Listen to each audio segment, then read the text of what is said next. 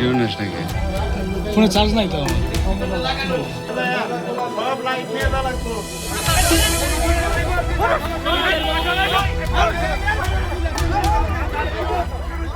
আমরা মধ্যরাতে খোঁজ পাই যে এখানে তাহমিন আক্তার তনু নামে একজন ভদ্রমহিলাকে তার স্বামী তাকে মেরে আগুন জ্বালিয়ে দেয় তার বাসায়।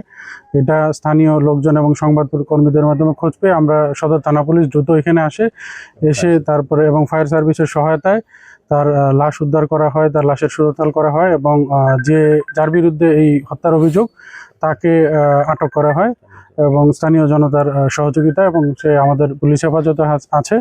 আমরা এই সংক্রান্ত প্রয়োজনে যে আইনগত ব্যবস্থা আমরা সেটা নিব এবং তদন্ত সাপেক্ষে পরবর্তী ব্যবস্থা নেওয়া হবে।